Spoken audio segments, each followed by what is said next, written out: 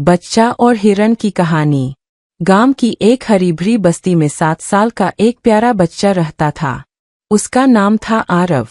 उसकी मासूम आंखों में जिज्ञासा भरी रहती और दिल में करुणा। उसे पेड़ों, फूलों और जानवरों से बहुत लगाव था। हर सुबह वह पक्षियों की चहचहाहट से उठता और स्कूल जाते समय गली में बैठे कुत्तों को रोटी, गिलहरियों को दाना और पेड़ों पर बैठे तोतों को अनाज डालना कभी नहीं भूलता। उसकी यही दयालुता गांव वालों को भी बहुत भाती थी। गांव के पास एक घना जंगल था। उस जंगल के बारे में सब कहते, बच्चों को वहां मत भेजो, वहां जंगली जानवर है। लेकिन आरव के मन में जंगल के लिए गहरी उत्सुकता थी। वह सोचता, अंदर कितने सुंदर जीव रहते होंगे, शायद हिरन, खरगोश और मोर भी।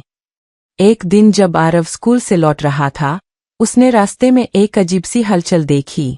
झाड़ियों के पीछे से धीमी सी कराहने की आवाज आई। उसने हिम्मत करके पास जाकर देखा तो उसकी आंखें फैल गईं। वहां एक छोटा हिरन पड़ा था जिसकी एक टांग घायल थी। वह लंगड़ा कर उठने की कोशिश करता, मगर दर्द से बैठ जाता। आरव का दिल पिघल गया। उसने धीरे से कहा, डर मत छोटे दोस्त, मैं तुम्हें चोट नहीं पहुंचाऊंगा। हिरन कांपते हुए उसकी तरफ देखने लगा। आरव ने तुरंत अपना बैग उतारा, उसमें से पानी की बोतल निकाली और हिरन के मुंह के पास लगाई। प्यासा हिरन पानी पी गया। फिर आरव ने अपनी जेब से रुमाल निकाला और बहुत सावधानी से उसकी चोट पर बांध दिया। उस पल दोनों की आंखें मिली। हिरन की आंखों में आभार था और आरव की आंखों में ममता। उस दिन के बाद से आरव का रोज का नियम बन गया। वह स्कूल से लौटते ही फल, सब्जियां या कभी कभी रोटी लेकर जंगल के किनारे जाता और अपने नए दोस्त से मिलता। धीरे धीरे हिरन की चोट भरने लगी। अब वह पहले से तेज भाग सकता था, मगर फिर भी वह रोज आरव का इंतजार करता। आरव भी अपनी किताबें एक तरफ रचकर उसे कहानियां सुनाता, खेलता और कभी कभी गाना गाकर उसे खुश करता। दोनों की यह दोस्ती धीरे धीरे गहरी होती गई। लेकिन यह राज हमेशा राज नहीं रह सका। एक दिन आरव की माँ ने देखा कि बेटा रोज देर से घर आता है। उन्होंने पूछा, बेटा, तू रोज देर क्यों कर देता है? आरव झेम गया और बोला, माँ, मैं जंगल के पास एक दोस्त से मिलने जाता हूँ। कौन सा दोस्त? माँ ने हैरानी से पूछा। आरव ने धीरे धीरे पूरी बात बता दी। माँ पहले तो डर गई। बेटा, जंगल खतरनाक होता है, अगर कोई जंगली जानवर सामने आ गया तो। लेकिन जब उन्होंने बेटे की मासूमियत और करुणा देखी तो मुस्कुराते हुए बोली, तू सचमुच बड़ा दयालु है, लेकिन संभल कर रहना। दिन बीतते गए और बच्चा तथा हिरन मानो अविभाज्य मित्र बन गए। कभी आरव उछलकर कूदता तो हिरन भी कूदकर दिखाता। कभी वह पत्थर दूर फेंकता तो हिरन दौड़कर उसे लाता। वे दोनों अपनी अपनी भाषा में नहीं, बल्कि भावनाओं से एक दूसरे को समझते थे। लेकिन प्रकृति की इस मासूम दोस्ती पर संकट आने वाला था। एक सुबह गांव में खबर फैली कि जंगल में शिकारियों का झुंड आया है। वे हिरणों और खरगोशों को पकड़ने के लिए जाल बिछा रहे हैं।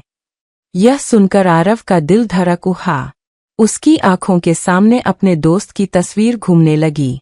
वह बिना कुछ सोचे जंगल की ओर भागा। जंगल में पहुंचते ही उसने देखा कि कुछ लोग पेड़ों के बीच जाल बिछा रहे हैं। उनका इरादा साफ था। पास ही उसका दोस्त हिरन कांपते हुए छिपा खड़ा था।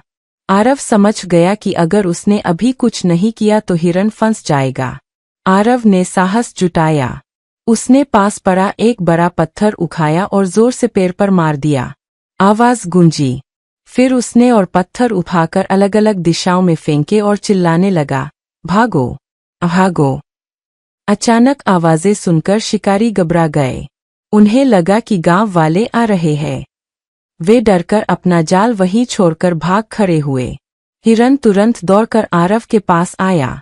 उसकी आंखों में कृतज्ञता की चमक थी, मानो कह रहा हो, तुमने मेरी जान बचा ली। आरव ने उसे गले से लगा लिया और फुसफुसाया, डर मत दोस्त, अब कोई तुझे नुकसान नहीं पहुंचाएगा।